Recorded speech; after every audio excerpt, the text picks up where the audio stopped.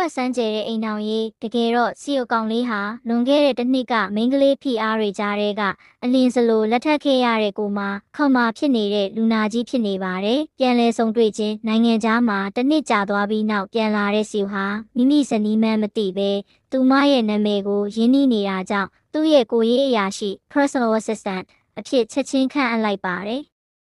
အထင်လွဲမှုကြီးမိန်းကလေးရဲ့တငယ်ချင်းဖြစ်သူရဲ့အမျိုးသားအတန်ကိုဖုန်းထဲကနေကြားလိုက်ရပြီးနောက်ချီယိုကောင်လေးကသူ့ဇနီးမှာနောက်မီးလေးနေပြီးအထင်နဲ့စိတ်ပြက်လက်ပြက်ဖြစ်သွားခဲ့ပါတယ်။မြောက်ထိုးပင်ကော်မလေးပညာပေးခံရခြင်းကုမ္ပဏီကမြောက်ထိုးပင်ကော်ကောင်မလေးကမြေဖြစ်သူကိုဖျားယောင်းနေတယ်လို့အဖွားဖြစ်သူကထင်မှတ်ပြီးကုမ္ပဏီကိုကိုယ်တိုင်လာကသူမရဲ့လမ်းလျှောက်တုံးနဲ့ရိုက်ချပြီးသတိလစ်သွားစေခဲ့ပါတယ်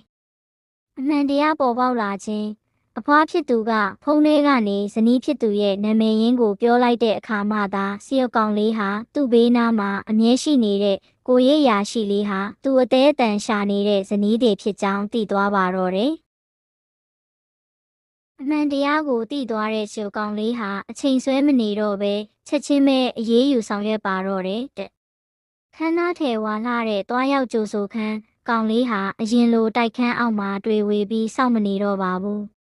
ဇိမ်ခံကားရန်ကြီးတွေနဲ့အတူနှင်းစီနီရဲ့ပန်းစည်းကြီးကြီးကိုကင်ဆောင်ပြီးရောက်ရှိလာပါတယ်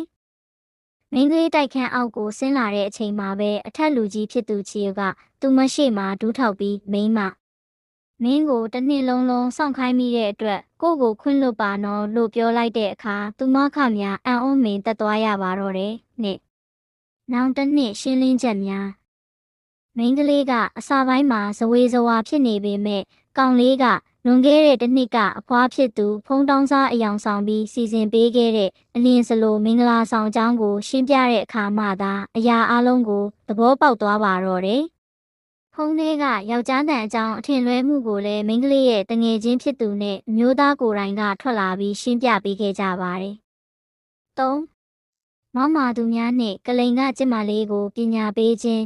သူမဟာချက်ချင်းဆိုသလိုပဲတိုင်းပြည်ရဲ့အချမ်းသာဆုံးမိသားစုကြီးရဲ့တခင်မလေးဖြစ်လာခဲ့ပါတယ်။အဖွားဖြစ်သူရဲ့တုတ်နဲ့အရိုက်ခံရပြီးသတိလစ်သွားတဲ့ကလိန်ကကျက်မလေးကိုတော့ကုမ္ပဏီကနေချက်ချင်းအလုပ်ထုတ်ပစ်လိုက်ရုံတင်မကပဲဘယ်နေရာမှအလုပ်ပြန်မရနိုင်အောင်လုပ်ငန်းနယ်ပယ်တစ်ခုလုံးကနေနာမည်ပြက်စရင်သွင်းလိုက်ပါတယ်။